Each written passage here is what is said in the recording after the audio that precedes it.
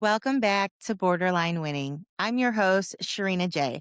And today's episode is called You Deserve to Be Happy Right Now. Not when everything is figured out, not when the business grows, not when your body changes, not when the kids get older, not when life slows down, but right now. And I want to start with a question. Why do we keep postponing our happiness? Why do we keep telling ourselves, I'll be happy when? I like to take that into this is called the win trap. I'll be happy when I lose weight. I'll be happy when I feel more confident. I'll be happy when the money is better. I'll be happy when the house is finished. I'll be happy when I'm healed. But here's what I've noticed. The win keeps moving. You hit the goal and then there's another goal. You fix one thing and then there's something else that needs attention. You accomplish something and instead of sitting in joy, you raise the bar. And if happiness is always tied to the next milestone, you'll never actually arrive because there will always be another win. If you only celebrate when you've won, you'll miss the entire game. And that's not how I want to live, but that's how I've lived for so long. And I have recognized that in myself and I'm changing that. I think some of us who have survived hard things, happiness feels unfamiliar.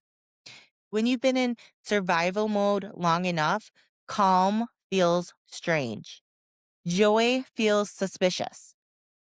If you've carried responsibility, if you've rebuilt your life, if you'd had to be strong for years, if you've learned how to function under pressure, sometimes happiness feels like letting your guard down. And when your nervous system is used to chaos, peace feels almost unsafe. But let me say this gently. Happiness is not weakness. Joy is not irresponsibility. And being happy does not erase what you survived. You can honor your past and still allow yourself to smile in the present. You can be grateful for your strength without living in constant tension. You are allowed to soften.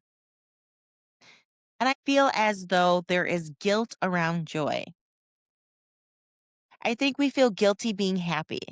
Like if we relax, we're not grinding hard enough.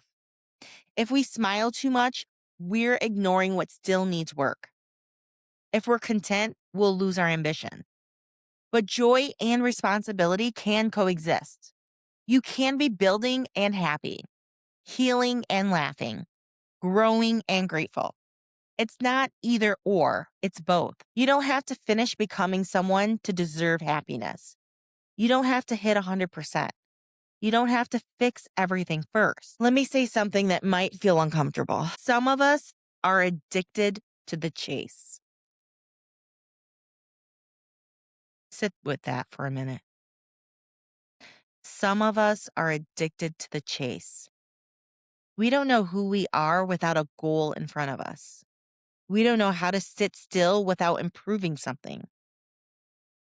So happiness becomes a moving target. And I'll be honest with you, that is me. I always have to have something I'm working towards. And while I was researching and coming up with the topic this week, I really had to self reflect. Why am I like this?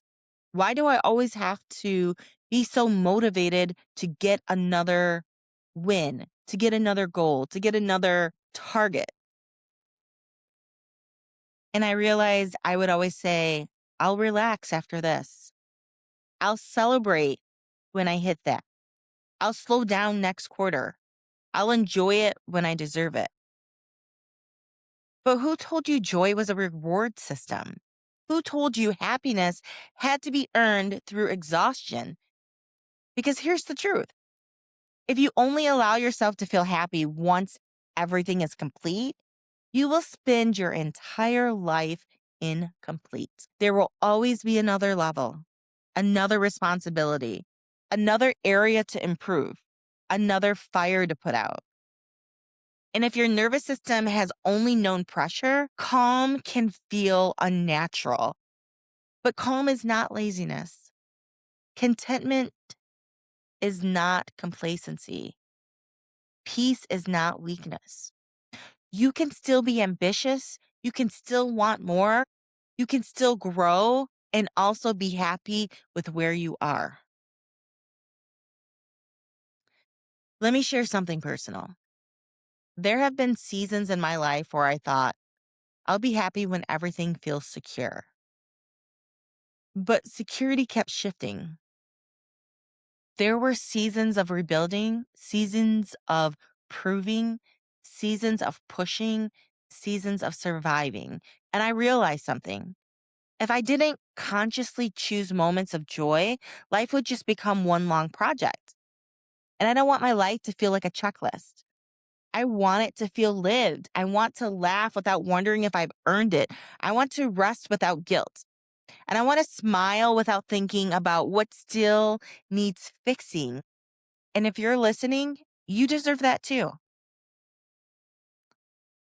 So let's talk about micro happiness. We overcomplicate happiness, first off. We imagine it's something big and dramatic. But what if happiness is small, like sunlight on your face, a quiet moment before the house wakes up, music in the car, a tiny business win, a peaceful cup of coffee, watching your child just exist?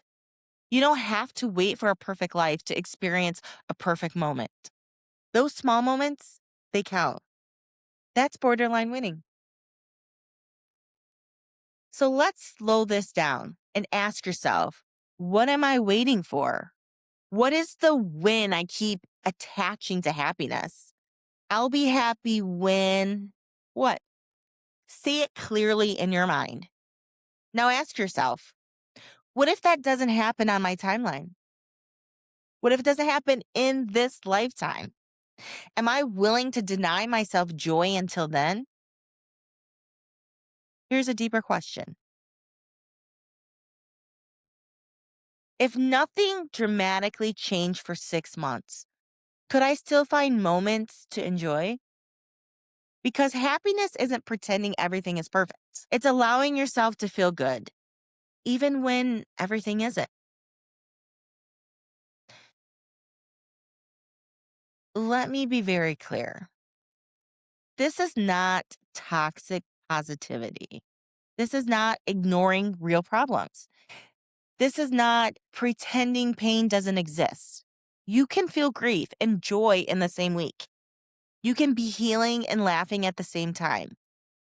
You can be rebuilding and still enjoy something beautiful. You are not betraying your struggle by smiling. You are not minimizing your trauma by feeling peace. You are expanding beyond it. And that is power. So today I want you to practice something radical, enjoy something small without apologizing for it, without qualifying it, without earning it first. Just enjoy it because you deserve to be happy. Not when everything is fixed, not when you're 100% right now. And that is borderline winning. So before we sum up this show, let's talk about our tiny but mighty win. This is the Tiny But Mighty Win Report. And my tiny but mighty win this week is the fact that am writing my second book called Borderline Winning. And I was very nervous putting that information out in social media. And I was very nervous getting that information out to everyone because sometimes question myself and my confidence wasn't there.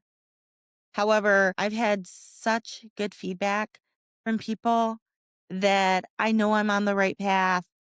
I know what I have to say can help someone, can help me. And that is my tiny but mighty win this week. I hope you can recognize your tiny but mighty wins. And that's it for today's episode of Borderline Winning. I hope you understand that you deserve to be happy right now. Please do me a favor, like, comment, and share this episode. Thank you. I'll see you next time.